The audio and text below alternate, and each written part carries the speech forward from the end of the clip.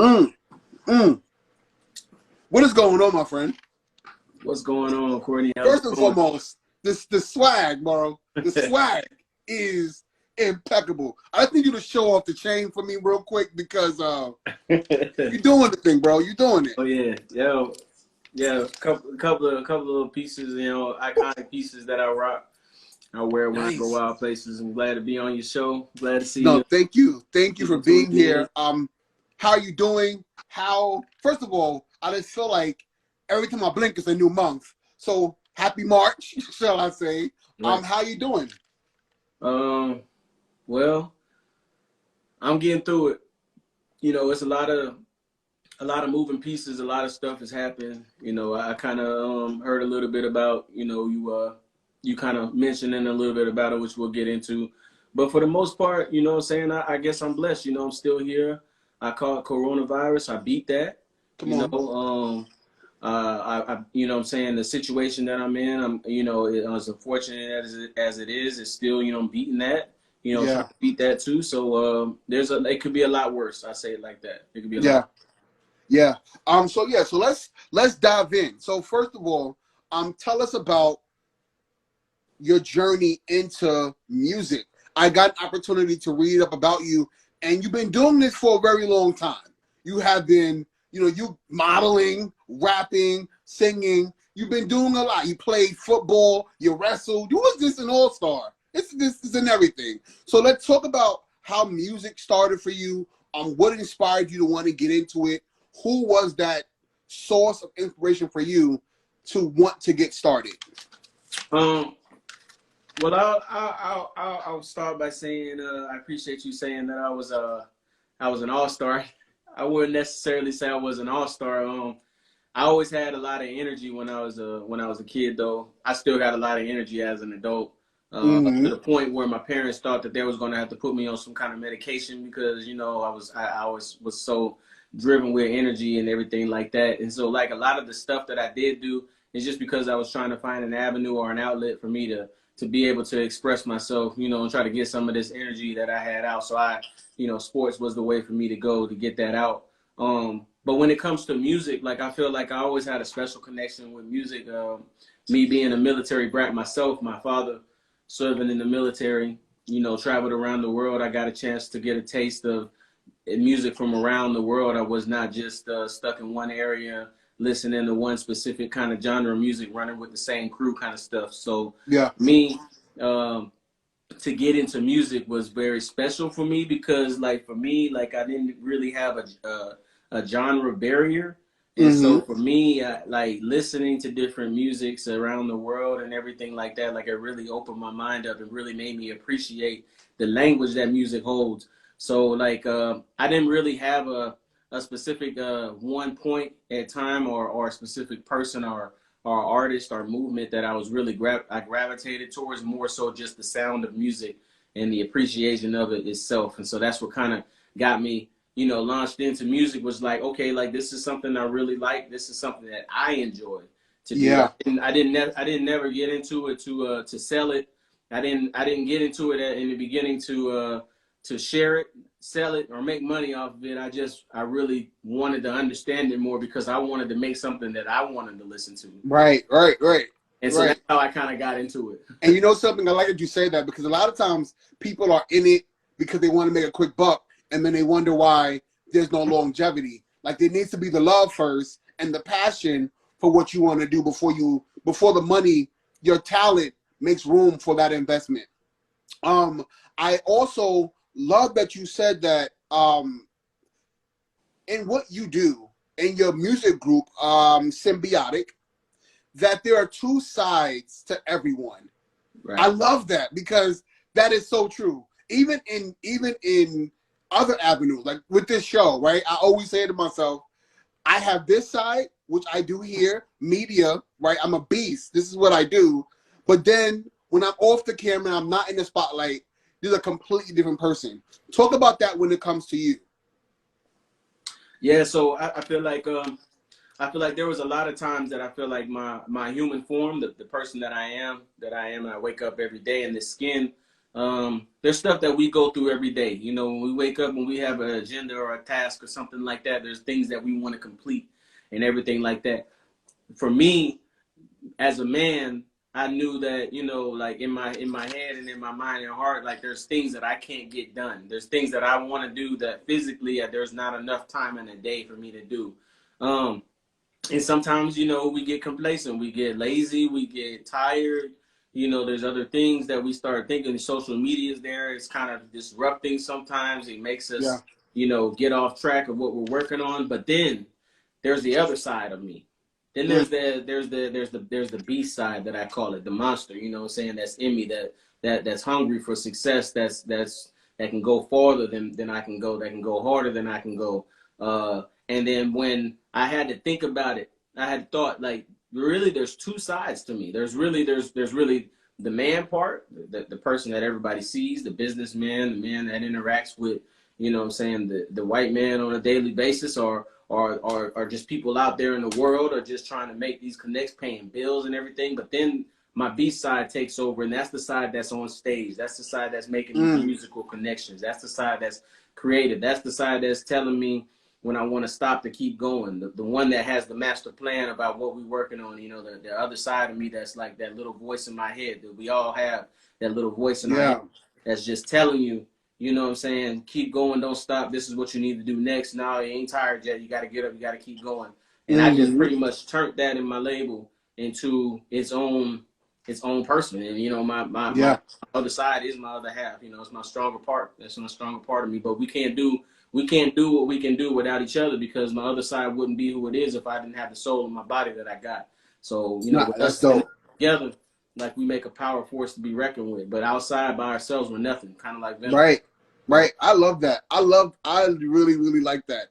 Along with you being a musical artist, you know, you are also you were also a combat instructor, an Iraq war veteran, and this is where you kind of got this name from, TDO, the discriminated officer. So can you share your story with us about what influenced that name? Why did you choose that name? Let's get some background about what all that was about. Yeah. Well, I know a lot of people have like a whole backstory, and, you know what I'm saying, that may have came up with a gimmick or something, but my name in itself is no gimmicks. You know, TDO VonT or VonT, you know, Von is my middle name, Taylor is my last name, VonT is my name, you know, and TDO is what it is. I am the discriminated officer. I'm the only person who's in America right now that's going through the situation that I'm going through. And if I'm not the only person that's going through the situation that I'm going through, I'm the only one that took the fight up.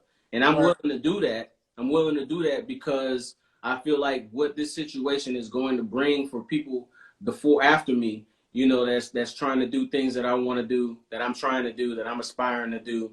They're not going to have to go through these hurdles if I go through it right now. And I feel like this is my calling in life. So when we talk about my story and we talk about where TDO come from, the discriminated officers, because that's exactly what I am. I'm the discriminated active duty officer in the military as we speak right now, because I championed our music and I decided to take a stand on it. You know, I believed in our culture. I believe in our music. I love our music. I love our people. And the only thing I feel like I got when I leave this earth is going to be my name and my legacy. I'm not going to leave with the money. I'm not going to leave with the riches. I'm not going to leave with the cars and the jewelry and all this stuff that I'm wearing. I'm not leaving with any of it. The only thing I'm going to leave is with my legacy. So, like, and for me fighting for other individuals to not find their oppressor standing over them, trying to tell them that you can't create a certain kind of music because they don't agree with it, is bullshit. And I feel like I got to be the one to take this mantle up, not because I wanted to, but because, you know, this is what history has bestowed upon me. I had no intention on going down this road in my musical career because, like we just talked about, like, I love all kinds of music, all genres of music. I'm a music lover. But when you specifically came after my culture's kind of music because you didn't like hip hop, I took that personal. And I think everybody in America, definitely in the minority culture, should take that very personal. It's a direct attack, not just on my music, but music creators alike around the world and Black people in general. Like, I feel like this is a very serious matter that has to be elevated. government needs to answer this question. And if I got to be the one to put my life on the line and risk it all to make sure that this doesn't happen to our young Black women and men, then I'm willing to do that. I think it's a big enough cause for that. Yeah. Can you talk about exactly what happened with you and inside that, in going through this process of being told that you can't do both? You can't serve and create music for our people. Why was this attack done to you? Why do you feel like they were targeting you? And also, why do you feel like more people are not speaking up about this? Because if it's happening to you, I'm sure it's happening to other people. Yeah. So I started making music in 2018. I had dropped 2 tracks. And my career started online. So, it wasn't really anything that I was really focusing in on that much. I was still, doing the whole active duty thing, and I was still moving forward, pressing hard with it and everything like that. And, I dropped 2 tracks. They didn't really, they did some numbers. They moved a little bit, but it wasn't really explosive. And I wasn't expecting it to. Like, I expected to go through the process and the gauntlet like every other artist that's trying to get here and get yourself known. So I was already, in my head, I already calculated, okay, I'm going to have a little bit of time before my name actually gets big. I got a little chance while I'm active duty to create a buzz about myself without tying it to the military, because I want my music to stand on its own 2 feet and everything like that. So dropped 2 tracks. While I was active duty now, military knew about it. Nothing happened. Everything was cool. Then I dropped Turn Off the Lights. This particular track, when I dropped the music video, Turn Off the Lights, somehow got picked up on WorldStar. And when it got picked up on WorldStar, it started to do numbers. It went from a couple of thousand to a couple of 100,000, then it got over 1 million. Then after it got over 1 million views and stuff like that, people around post started to see the music video, started to comment on it. And then I started to get Facebook messages from people in my unit that I was part of. And they were like, yeah, we love the music video, bro. Like, it's dope, it's hot. And then I looked at that. I didn't even look at that message and was like, man, like, they really support me. I looked at it like, this is about to be a problem. Because the people who were sending me messages were people who were outranking me, at the time. They were outranking me. So, sure enough, like 2 weeks later, I was standing on the red carpet, being told that, the music that I'm making is conduct unbecoming.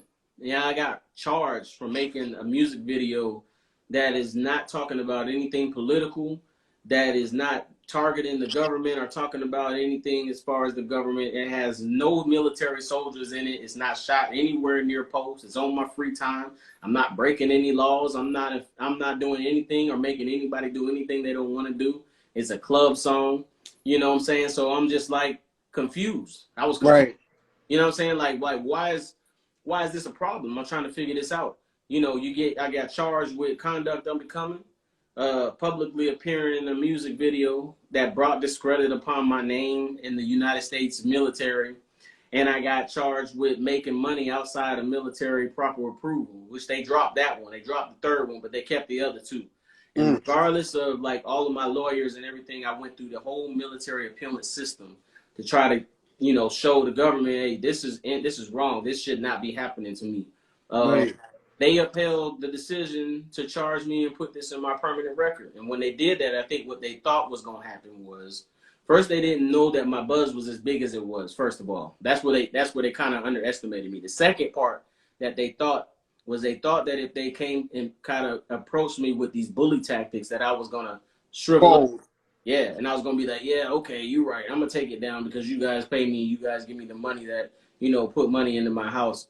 But at the end of the day, like we just talked about, like money don't drive me. Like my name is what it is at the end of the day. And I know I'm not doing anything that any other American can aspire to do in the United States, regardless of being a service member or not. So I stood on that ground. I took that whole charge and I took the whole thing and I dropped it off at the damn news station. And I told them, this is what's going on with me in America right now. And then when I wasn't getting no pushback from when I wasn't getting no action with the news station, that's when I started to reach out on social media. And I started to talk to a lot of other people, a lot of other blogs, podcasts, or artists. Like I started to share with everybody. I started to speak up and started to get this out there because like this shouldn't happen. This should have never happened.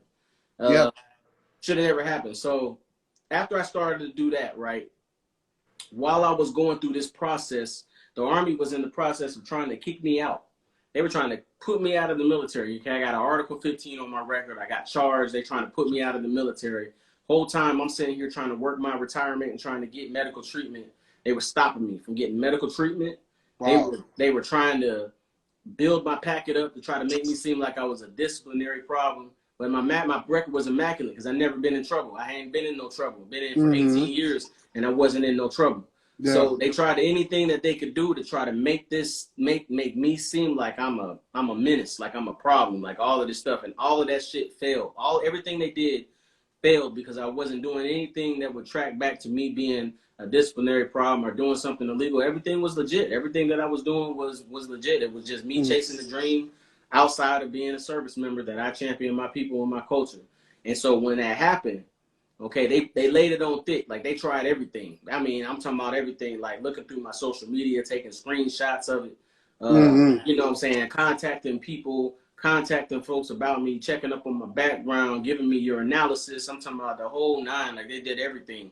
And everything was coming back solid. Everything was coming back solid. Then George Floyd died. Then George Floyd got murdered. Excuse me. Let me change that. George Floyd got murdered. Then when George Floyd got murdered, then they started to back off of me. They started to kind of lay off a little bit, like, oh shit, like maybe we don't need to lay this pressure on. So you don't need this right now, right? Right, because now you know we were starting to become in this awoke stage. People started to become awoke, and the last thing I feel like they needed was, okay, now you got this guy who's been going through this for a couple years talking about this fight, and now you know this man is over here and got murdered, and now we have this on our doorstep. So they tried to back off a little bit. And they started to lay off on me a little bit. But at that point, the damage was already done. I was like, no, y'all already brought the heat. I'm going to go ahead and bring it forward. I'm going to bring it to you because it's still on my record. It's still a problem. It's still an issue that's out here. I'm still going through it right now. So until it gets fixed, you know, I will not be bought off. Like I'm not going to be swayed away. I got out. I'm getting out this month and I got my retirement. But you know that's what they always try to do, right? Like right when you get ready to make some kind of pivotal movement in your life, they give you a little bit just so you can be quiet. But that's not what happened with me because I earned that. I earned that retirement. You know, I gave 18 years. I was deployed. I watched people get killed. You know, I gave up a lot of career paths that I could have went down differently in my life. But this country is something that I believed in, and I still believe in it. And because I believe in it, I'm still fighting. I'm just not fighting with the uniform on no more. I'm fighting for us. So, you know what I'm saying? It's a different fight, same soldier. Right. You know, I like what you said about fighting, you know, because a lot of times, like you said, people, and it's sad to say in times like these that people can be brought, right? They can be bought like a couple of $1,000s and then it goes away. But I love the fact that you are willing to fight for your name and you're willing to fight so that other people who may be going through the same thing or will be going through the same thing has a chance, because what you're doing has nothing to do with what's going on over there. It doesn't even relate. It doesn't even equate. So what is something you can tell people on how to handle themselves if they run into a similar situation? You know, I'm so glad you asked me that question. I'm so glad because us as a culture, man, like we go through so much bullshit every day. We go through so much and we so passionate about it. And that's why we fight so hard, because we feel so strongly about the kind of shit that happens to us. But my advice to people would be keep your calm, keep your cool, think it through, because the last thing that you want to do is be seen as a belligerent black person, because that is the image that they want to paint you as. All of this stuff that was happening to me in my military career while I was going through this, that is exactly the kind of response they were trying to elicit out of me. They wanted me to come at a character and show that, okay, you see, look, this dude he's belligerent. He talked back. He does all this, but I didn't. No, I'm going to play you at your game. I'm going to beat you at your own game. We're going to play the game of litigation. Then I'm going to play the game of litigation. I'm going to show you how this goes. You know what I'm saying? I'm going to litigate. You know what I'm saying? Like if something's going wrong or something like that, I'm not going to get out of character. I'm not going to call you out of your name. I'm not going to give you any reason outside of the books that you're going to be able to pin this on my record. You know what I'm saying? Against me. My advice to them would be think that shit through. Like when you get pulled over as wrong as you know as it is that you got pulled over, you know what I'm saying, knowing that you didn't do anything wrong, don't give them the ammunition to fucking kill you on the spot, because that's what they looking for. They looking for a reason. Give them a reason they ain't got to do no paperwork, and then they can create the narrative themselves. The same thing with the government in this military situation that I'm going through right now. You know, I'm not going to give you any ammunition that you're going to use against me, because I know that y'all using the powers of litigation, and this is chess, this ain't checkers. You know what I'm saying? I'm moving these pieces on the board just like you are. I know what you're trying to do to me, and I'm trying to make sure that you don't do it. You know what I'm saying? So that's the same game, that's the same information and advice that I would give to anybody. You know, somebody pull you over or something like that, like get that badge information. You know what I'm saying? Get that badge information, record everything, make sure that you got it down. He asked you to do something, do it. You know what I'm saying? Do it. And then live to fight another day. Go back and tell your story and make sure that you can get the people who wronged you out of the fucking position that they're in. And that's the only way that we're going to be able to move forward. Is we got to start thinking about our actions before we do it. Because I know we got a lot of hotheads and we got a lot of niggas out there like, I ain't going to let nobody stole on me. I'm not going to let nobody disrespect me, because I know that's the background that we came from. But in order for us to beat these mugs at their own game, is we got to start using that knowledge that we got in our head to make sure that we keep our calm, gather the details that we need to make sure that we can take the fight to the courtroom. That's how we're going to beat them. We're going to beat them in the court. We ain't going to beat them in the streets. Yes. Fighting fire with fire doesn't get you anywhere. It only creates a bigger fire. We have to fight fire with our intellect, with our intelligence, with our black excellence. I like that, man. That it's so true, especially now. Especially now. So how do you feel and plan to evoke change by sharing your experience? Well, like another name that I picked up, you know, while I'm going through all of this is, you know, the whole name is TDO, VonT the Hope, you know, because they pretty much, you know what I'm saying, people are starting to say, you know, I bring some kind of hope, you know, so if I got to be the hope of the streets, that I'm fine with that, because according to, you know, what I see out there, you know, they got Lil Baby as a hero, they got Lil Durk as the voice. You know, people are starting, you know, I'm starting to hear this stuff like the hope, you know what I'm saying? The hope. You know, even though my name ain't nowhere near as big as they are yet, like, and I'm not worried about that. You know what I'm saying? The hope, what I bring, with sharing my story and making sure that I share what I'm going through, is to let people know there is still hope out there. You know, there are still, we ain't got no MLKs nowadays. We ain't got no Malcolm X's. We ain't got none of those in today's time, but we got like-minded people like them. You know, and as long as we can rally behind somebody, not when they dead. You know what I'm saying? I don't want you to fight for me when I'm dead. I don't want you to march in the streets and try to, you know, protest and stuff when I'm dead. I want you to do it now. Do it while I'm alive. While I'm sitting here breathing the same air as you. While I'm sitting here fighting for you right now. I wake up every day thinking about this and trying to get this information out there, trying to get people to sign my petition to get this to Congress, you know, make sure that this don't happen to their kids or their nephews or their cousins or their nieces, you know what I'm saying, that's out there right now. Like, I'm trying to make sure that this don't happen right now as I'm sitting here and I have a voice, because as we sit here and we talking, like, truth be told, you know, I may not be here tomorrow. You know, ain't no time where I'm going with this whole music thing. We know artists and rappers are getting knocked off like every day. You know, we get news about, you know, artists getting shot every day. You know, and now I only got to worry about that, but now I still got to worry about the government. I got to worry about the big gang coming after me too. But I'm putting all of that on the line.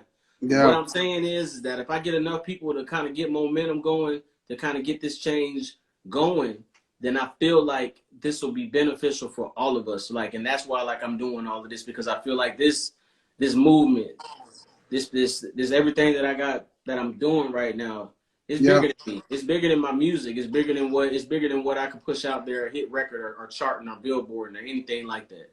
Yeah. It's a legacy. You know what I mean? It's a legacy. Like you were saying, whether you're here today or not, like, your name means something. And the fact that, you know, when you go, what is that dash going to represent, right?